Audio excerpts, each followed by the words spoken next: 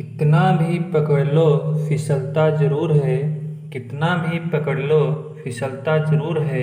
ये वक्त है साहब बदलता जरूर है। हाय हेलो नमस्कार दोस्तों, आज आपका फिर से स्वागत है आपके अपने YouTube channel Anil R classes में। आज मैं हिंदी का प्रैक्टिस सेट नंबर 3 लेकर के आया हूँ, जिसमें मोस्ट इम्पॉर्टेंट प्रश्नों को सम्मिलित किया गया है। और आप लोग इस वीडियो को अंत तक जरूर देखिएगा। चलिए शुरू करते हैं आज का पहला प्रश्न। आज का पहला प्रश्न कह रहा है कि निम्न में अकर्मक क्रिया है। तो ये आपको कमेंट करके जल्दी से उत्तर बताना है कि निम्न में अकर्मक क्रिया कौन सी है। ऑप्शन नंबर ए सजाना, ऑप्शन नंबर बी टहलना, ऑप्शन नंबर सी उठाना, ऑप्शन नंबर डी चुराना। तो दोस्तों आज की वीडियो में 12 प्रश्नों को रखा गया है, जिसमें 11 के आंसर हम बताएंगे और एक प्रश्न का आंसर आप लोगों को कमेंट करके आंसर देना है। ठीक है, तो जल्दी से इसका आंसर आप लोग बताइए क्या होगा।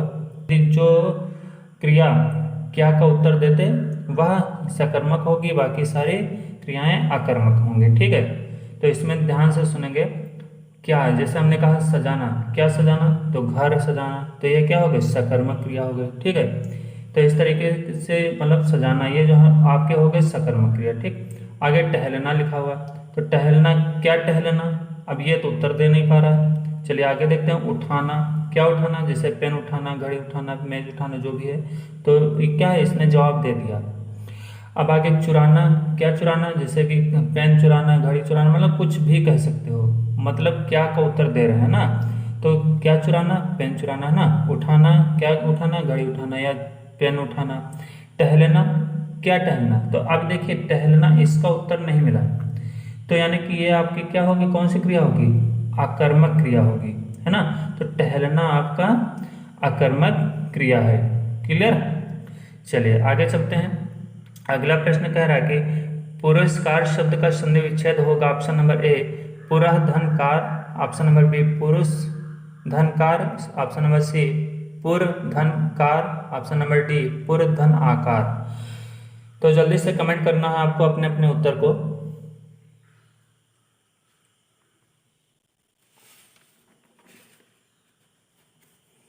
तो इसका ऑप्शन नंबर ए सही है, पुरधनकार, ये आपका ऑप्शन नंबर ए सही है। ठीक है, आगे चलते हैं। अगला प्रश्न है 3 नंबर।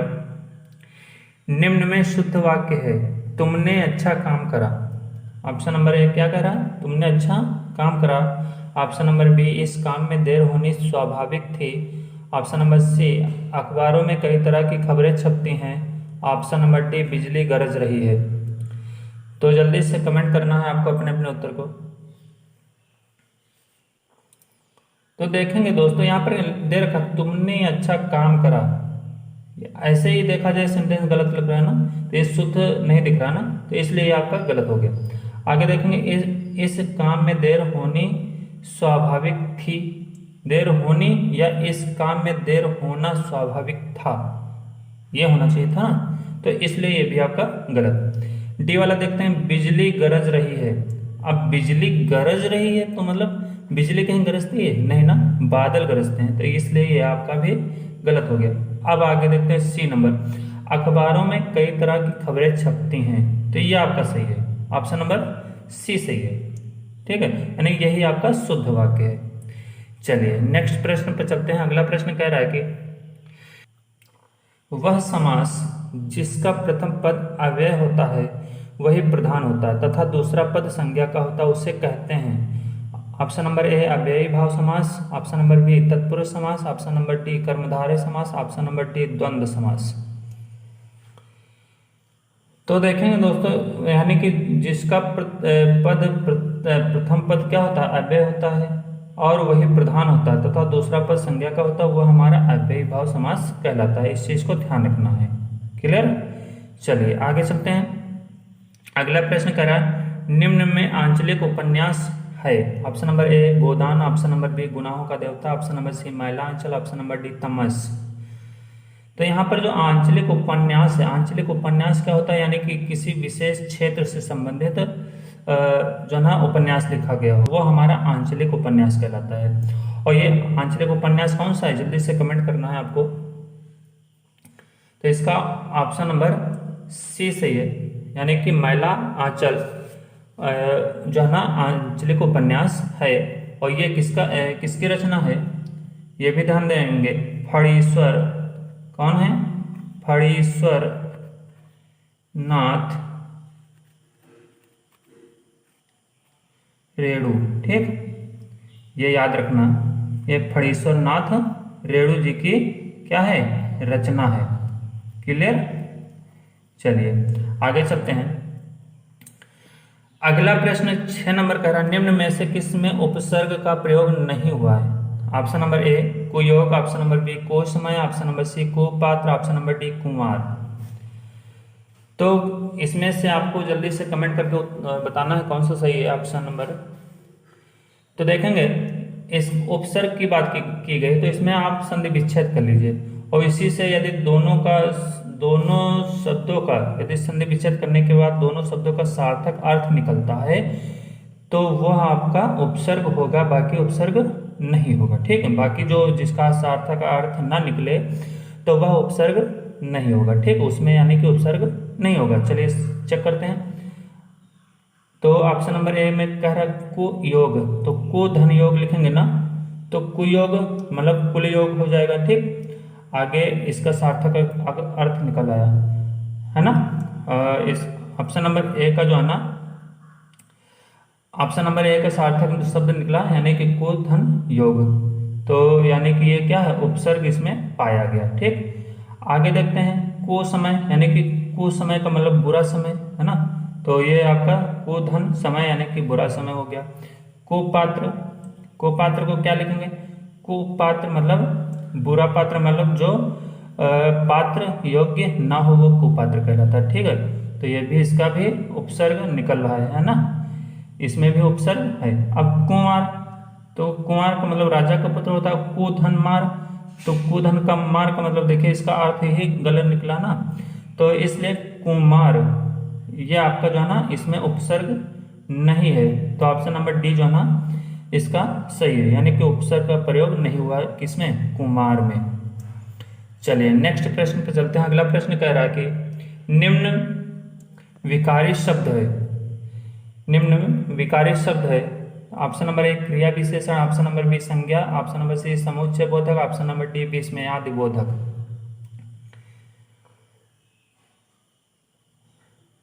अब यहाँ पर एक चीज ध्यान देंगे, विकारी शब्द की बात आ जाए तो वहां पर आपको 4 चीजें याद रखनी है। संज्ञा, सर्वनाम, क्रिया, विशेषण। कौन कौन चीजें? संज्ञा, सर्वनाम, क्रिया, विशेषण, ये हमारे विकारी कहलाते हैं। या ध्यान रखना 4 चीजें, संज्ञा, सर्वनाम, क्रिया, विशेषण, ये हमारे विकारी हैं। क्यों? क्योंकि लिंग वचन बदलने पर अपना रूप बदल देते हैं। कौन? यही विकारी शब्द। ठीक है, लिंग वचन यदि हम बदलते हैं तो ये अपना रूप बदल देते हैं। क्लियर है ना। तो अब इसमें देखेंगे संज्ञा, सर्वनाम, क्रिया, विशेषण को हटा देते हैं पहले, तो संज्ञा हटा देते हैं है ना। अब सर्वनाम, तो सर्वनाम इसमें है नहीं, क्रिया भी नहीं है, लेकिन विशेषण भी नहीं है। अब इसके बाद देखते हैं और शेष अलग अलग है ना, तो क्रिया विशेषण अलग, समुच्चय बोधक अलग, विस्मयादि बोधक अलग। तो आपका संज्ञा क्या कहलाया? विकारी शब्द है ना। तो आपका विकारी शब्द वही हुए जो संज्ञा है या सर्वनाम है या क्रिया है या विशेषण है। क्लियर? ये आपके विकारी कहलाएंगे। और अविकारी शब्द वह कहलाते हैं जैसे क्रिया विशेषण है, संबंध बोधक है, समुच्चय बोधक है या विस्मयादि बोधक है। ये चारों क्या कहलाते हैं? अविकारी कहलाते हैं। चलिए आगे चलते हैं। अगला प्रश्न कह रहा है कि निम्न में सघोष अल्प प्राण वर्गीय व्यंजन है। अब इसमें कई चीजें आपको ढूंढना है, सघोष भी ढूंढना है, अल्प प्राण भी ढूंढना है, वर्गीय व्यंजन भी ढूंढना है, मतलब 3 चीजें ढूंढना है। तो ऑप्शन नंबर ए गा है, ऑप्शन नंबर बी खा, ऑप्शन नंबर सी का, ऑप्शन नंबर डी घा। कौन सा सही है? तो यहाँ पे एक चीज ध्यान देंगे, सघोष कहा गया। सबसे पहले सघोष पर चलते हैं। सघोष क्या होता है? व्यंजन का मतलब दूसरा और चौथा वर्ण है ना, जो वर्गीय व्यंजन का दूसरा और चौथा वर्ण जो होता है वही आपका क्या कहलाता है? सघोष। दूसरा चौथा कौन सा? जैसे खा है, का के बाद क्या आता है? खा। अब गा के बाद घा था, ये आपके दूसरे और चौथे। जैसे चा के बाद छा था तो छा आपका सघोष होगा, ठीक। और चा के बाद छा और जा के बाद झा, ठीक। ये आपके क्या कहलाता है, सघोष। ध्यान रखेंगे, दूसरा और चौथा। इसी प्रकार से और आगे के दूसरे और चौथे जो होंगे वो सघोष होंगे। तो अब इसमें चेक कर लेते हैं। यहाँ पर गा जो है ना आपका आघोष है, क्योंकि सघोष नहीं है यहाँ पर, ध्यान देंगे। तो यहाँ पर ये आपका गलत हो गया, गा तो हटा ही दो, ठीक। अब खा हो सकता है, अब का भी नहीं हो सकता क्योंकि 1 3 मतलब 1 3 5 पे आ रहा है, तो ये भी आपका गलत क्योंकि ये आघोष है। अब घा मतलब खा और घा में कोई एक हो सकता है, ठीक है। अब आगे चल चेक करते हैं, अल्प प्राण कहा गया इसमें। अल्प प्राण क्या हो सकता है? अल्प प्राण मतलब ये होता है जो पहला और दूसरा व्यंजन होता है वह हमारा अल्प प्राण होता है, यानी वर्गीय व्यंजन का पहला व दूसरा वर्ण जो होता है वह हमारा अल्प प्राण होता है। जैसे का खा ये हमारे अल्प प्राण होते हैं, चा छा अल्प प्राण। तो अब इसमें से चेक करेंगे, का खा ये हमारा अल्प प्राण हो गया, है ना। कौन सा हो गया? तो इसका ऑप्शन नंबर खा सही है। कौन सा सही है? खा। अगला प्रश्न कह रहा है कामायनी में सर्गों की संख्या है, कितनी है सर्गों की संख्या? Option number A 10, option number B 12, option number C 13, option number D 15। जल्दी से कमेंट करना आपको अपने अपने उत्तर को। तो इसका ऑप्शन नंबर डी सही है, यानी कि 15। कामायनी में सर्गों की संख्या 15 है। और यह रचना जो है ना, कामायनी की रचना किसने की है? ये याद रखना जयशंकर प्रसाद ने। किस सन में? ये ध्यान रखना, सन इनका है 1936। 1936 में जयशंकर प्रसाद ने कामायनी की रचना की। अब एक चीज इसमें, दो चीजें और मैं बताना चाहूंगा। इसका पहला सर्ग कौन सा है? तो पहला सर्ग जो है ना कामायनी में जो सर्ग है 15 है, 15 सर्गों में पहला सर्ग किस नाम से जाना जाता है? चिंता नाम से जाना जाता है। किस नाम से? चिंता, ठीक। चिंता सर्ग के नाम से जाना जाता है। दूसरा अंतिम सर्ग कौन सा है? वो है आनंद, ठीक। आनंद सर्ग है, ठीक। यह अंतिम सर्ग है। तो आगे चलते हैं। अगला प्रश्न कह रहा है कि निम्न में विशेष्य शब्द है। ए मोटा, ऑप्शन नंबर बी सूखा, ऑप्शन नंबर सी गोदाम, ऑप्शन नंबर डी बड़ा। तो विशेष्य शब्द कौन सा है? यानी कि जिस किसी संज्ञा यानी कि संज्ञा की क्या विशेषता बता दे वह हमारे विशेष शब्द कहलाता है, ठीक है। तो हमने कहा मोटा, क्या मोटा? जैसे हमने कहा लड़का मोटा, ठीक।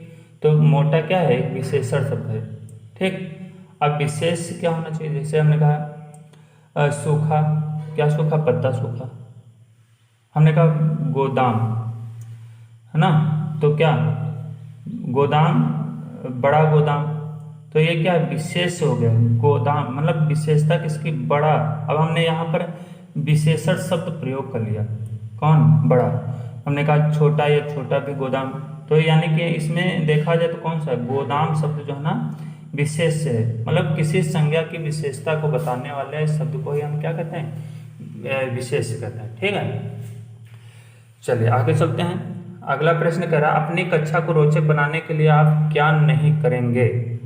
ऑप्शन नंबर ए विशिक्षण सहायक सामग्री का प्रयोग, ऑप्शन नंबर बी विषय से संबंध उदाहरण देना, ऑप्शन नंबर सी पाठ को विद्यार्थियों के व्यवहारिक जीवन से जोड़ना, ऑप्शन नंबर डी विषय से हटकर अन्य प्रसंगों पर चर्चा करना।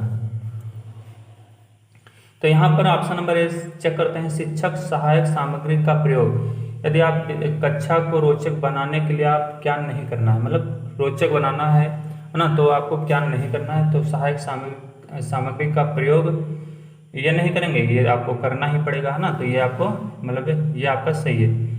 विषय से संबंध उदाहरण, तो विषय से यानी कि जो आप टॉपिक पढ़ाएंगे तो उसे संबंधित आप उदाहरण जरूर देंगे। यदि आप उदाहरण भी नहीं देंगे तो कैसे आप पढ़ा सकते हैं ना। तो इसलिए आपके लिए ये भी इम्पोर्टेंट पॉइंट है। पाठ को विद्यार्थियों के व्यवहारिक जीवन से जोड़ना, पाठ को विद्यार्थियों के व्यवहारिक जीवन से जोड़ना, ये भी आपका सही है। विषय से हटकर अन्य प्रसंगों पर चर्चा करना ये गलत है, क्योंकि आप विषय से उस टॉपिक से ही हटकर अन्य प्रसंग पर यदि आप चर्चा करते हैं या अन्य टॉपिक पर चर्चा करते हैं तो आपका पढ़ाने का कोई अर्थ नहीं निकलता, यानी कि आपकी कक्षा का आपकी जो कक्षा है वो रोचक बनने वाली नहीं है। ठीक है, यानी कि जो टॉपिक है वही आप यदि नहीं पढ़ाते हैं तो बच्चे क्या पढ़ेंगे। चलिए आगे चलते हैं। आपके लिए प्रश्न है, प्रश्न नंबर 12 कह रहा है कि मोस्ट इंपॉर्टेंट प्रश्न है, पर्वत के नीचे की भूमि के लिए एक शब्द होगा, कौन सा होगा? चोटी, आदित्यका और उपात्यका। याद रखना उपात्यका लिखा हुआ, ठीक है, यहाँ पर मैं लिखे दे रहा हूँ उपात्यका। ठीक, और डी है मैदान। तो इसमें से कौन सा सही है आपको जल्दी से कमेंट करके उत्तर देना है। और नेक्स्ट वीडियो फिर के नेक्स्ट डे लेकर के आऊँगा, और तब तक के लिए नमस्कार।